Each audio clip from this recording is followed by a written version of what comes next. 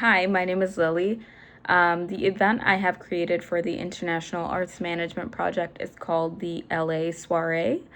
So basically, it is a music festival that merges music and fashion. The dress code is just expressive, extravagant clothing, focusing on creativity rather than expensive clothing.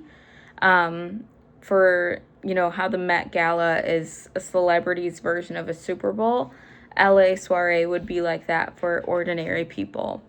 And then another big component of this music festival would be that parts of the proceeds go to women's shelters for domestic violence or other women's charity groups. And some of the vendors will be women's small-owned businesses as well.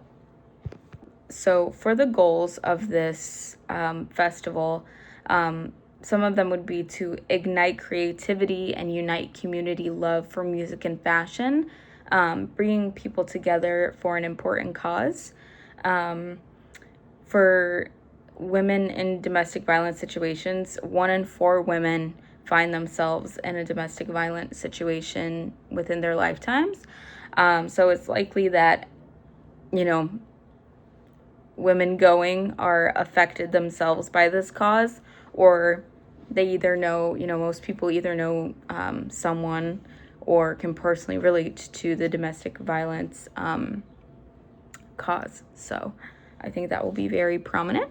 So the duration of this festival would just be for 1 weekend, Friday through Sunday. It would be held in March, as that is National Women's Month. Specifically around March 8th, whenever that coincides with the weekend, because that is International Women's Day. The budget for a festival like this, close to LA, with about 10,000 to 40,000 attendees a day, would be 5 to 10 million, including money for permits, equipment, talent buying, things like that. So now let's get into the human resources needed. There is a lot. So we would need an executive team. This can consist of a founder, director, CFO, operations director, etc. Then we need a talent team, buyers, booking coordinators, backstage managers, and more. And then to name some more, we would need a production team, site operations team, security team, manage any crises, any emergencies that arise during the festival, keeping everybody safe and ensuring that people can have a positive experience and not worry too much about dealing with, scary situations. We would need also a medical team, food and beverage team, marketing and media team. We would need ticketing and guest services, volunteers who can work information booths and, scan wristbands and things like that. We would need a tech team for any screens being displayed during artist sets, and then wherever else we might, have some tech needs. We would need a legal team for who are experts in, permits, festival planning on the legal aspect side of it, and then some more. Okay, and then for equipment, we would need a decent amount of equipment to put on a music festival. We would need equipment for the main stage, secondary stages. There would probably be 1 main stage and 2 secondary stages, or potentially 1 main stage and 1 secondary stage. And then we would need tents for like DJ tents. We would need roofing canopies in case it rains. Weather permitting, it won't. We would need barricades around those stages, main and secondary. We would need sound equipment, lighting equipment, video and visual equipment, and then electrical equipment, any wiring, generators, things like that. Okay, so how much time would it take to fully develop this concept from, conception to conclusion? So it would take about 12 to 18 months with the planning and execution, and then, the end of it, it would take quite a while. It could even take up to 2 years, but ideal timeline would be 12 to 18 months. to get this done. So now I am going to get into the cage analysis. So I have done a cage analysis between the US and South Korea. Very different places culturally, and very far away from each other. So for the cultural differences, obviously big ones are going to be language, values, traditions, consumer behavior, and then entertainment preferences. So the US is typically a very individualistic society, while as Korea is more of a collectivist society. So they do things more for the greater good of the community rather than for the best interests of themselves, which is more of what America leans towards. US also focuses on personal expression, while South Korea values social harmony over this. And then when it comes to the entertainment industries, especially on the side of music festivals, the US music festivals typically revolve around pop, hip hop, rap, and rock, while as in Korea, K-pop pretty much dominates the entire music sector, and that is kind of a large difference in how U.S. entertainment preferences are versus South Korean. Now for the administrative distance. So obviously different government policies, different legal systems between the U.S. and Korea, regulations, trade agreements, etc.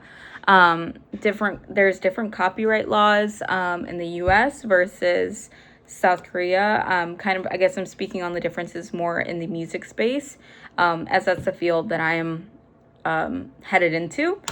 And then in South Korea, they have a highly regarded idol system. It's very structured, while the US has more of a decentralized entertainment industry, if that makes sense. And then for the geographic distance, so obviously infrastructure is going to be different. We're two very different countries, the US and South Korea, so that makes sense. We're also in different time zones. So South Korea is 16 hours ahead of California. So that is a large jump. Physical distance, South Korea comes in around 6,000 miles away, which is a lot. And I think most planes usually travel the longer way around to get there, or vice versa. And then for economic distance, so income levels are different. We have different currencies. So obviously the US currency is the US dollar, while South Korean currency is called the won. So one US dollar is about the amount of 1,475 won. That is a crazy difference. So income levels might be lower in South Korea, which can change like labor costs and things like that. I believe that is it. I'm sorry, I paused the video and I don't know if that got what I had just said or not, so I apologize. But I leave with the economic costs. That gets us to the end of it. Like I said, different currencies, different costs, different income levels. Now we're going to go into political risks. So, obviously, traveling to any country, you need a visa, typically. So these things are not always easy to get, especially in the U.S. Getting a visa in the U.S. Is a little bit difficult, and especially now under our current administration, it is even harder, unfortunately. Okay, so to even have a festival like this, an international festival, something that like revolves around global community in a sense, it depends on cross-border business operations. So that's where the political risk can come in. Another risk politically is crowd capacity. Obviously, you want everything to remain legal. You want to avoid any dangerous situations, like a good example would be Travis Scott's Astro World concert that he had, that turned really dangerous, and I believe someone died from it. More political risks are policy changes. If things change during the planning of this festival that increase barriers to access, it will just be a huge challenge to overcome. And then more obstacles that can come up politically are denied event permits, which also can delay planning. All right, so now it is time for the communications plan. Communications plans are extremely important in the success and kind of like the execution of any event. So we would need to be able to promote this festival globally and also maintain consistent branding. That is one of the most important parts of any communications plan. So that has to be very locked down. So first, identifying our target audience. Our target audience would be music and fashion lovers with philanthropic values. Probably people in the range of about 20 to 30-year-olds. Obviously, it can go outside of that, but that would be the target audience. We would also be targeting women's advocacy groups and other women's activists who feel for the cause. I don't know if I mentioned this, but also along with parts of the proceeds going to donation upon entrance of the festival goers can also decide if they would like to personally donate as well, just to increase the amount of philanthropic contributions we can make through this effort. Okay, so now for the channels that would be used for our communications plan. We would likely use Instagram and TikTok. Our target audience is often found on these platforms.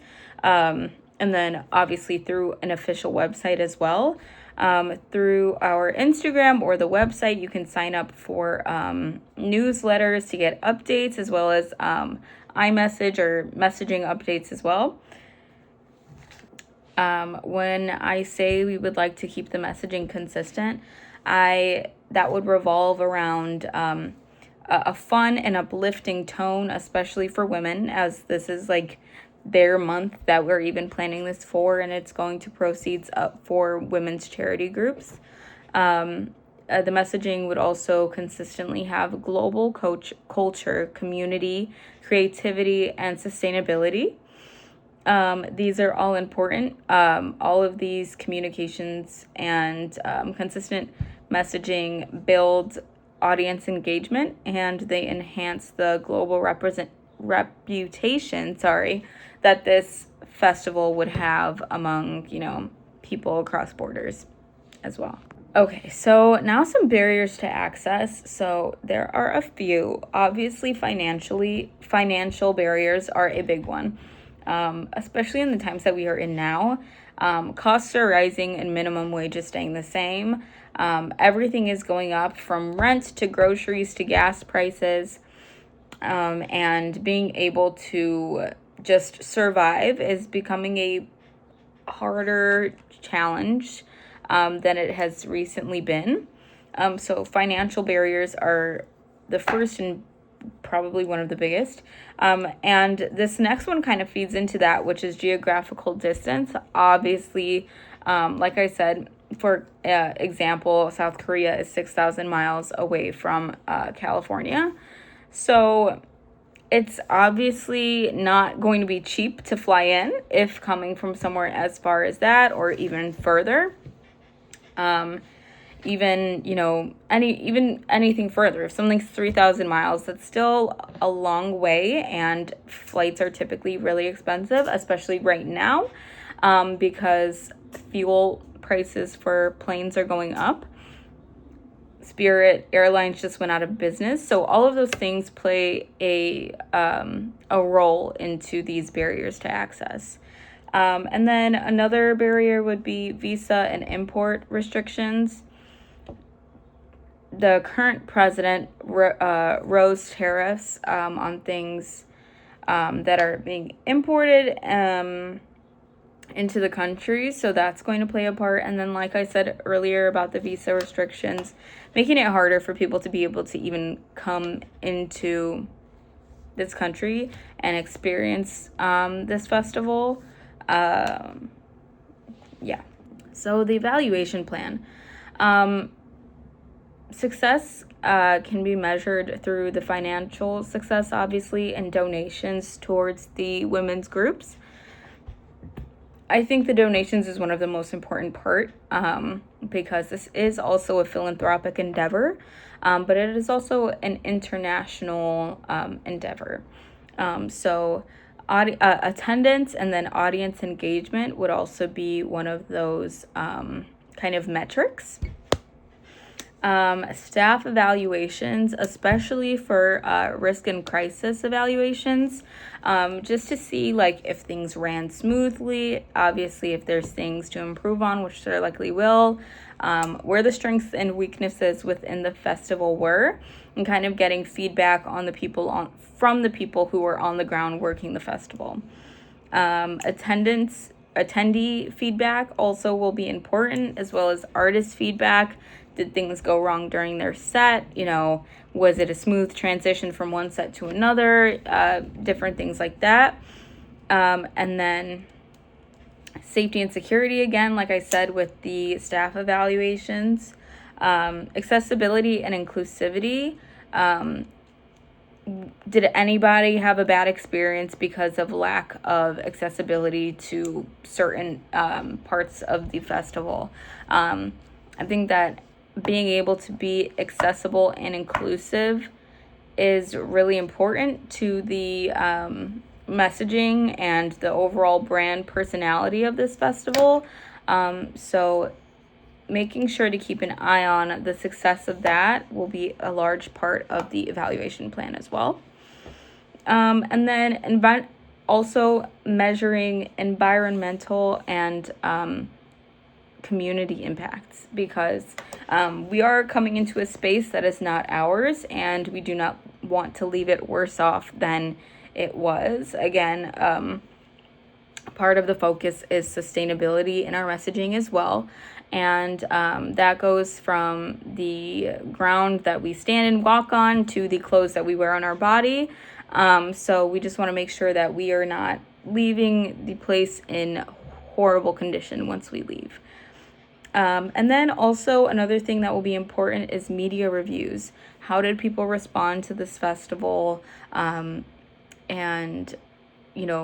what were the pros and cons that they brought up, and things that can change so that potentially one day this festival can be put on again. So financial success can be measured through ticket sales, like I said, donations, food and beverage revenue, and then marketing data analytics for engagement and attendance, and the website traffic. So all in all, this is my plan for the International Arts Management Project. I'm sorry this video was so long. However, these are kind of the things that I thought through while formulating this idea, and I think that it could be a really cool idea if brought to fruition. I really enjoy the portion of it where it is also a philanthropic endeavor, kind of raising money for women's, well-being, as I feel like we live in a time of extreme patriarchy right now, and kind of always have. So yeah, thank you for listening, and thank you for taking the time.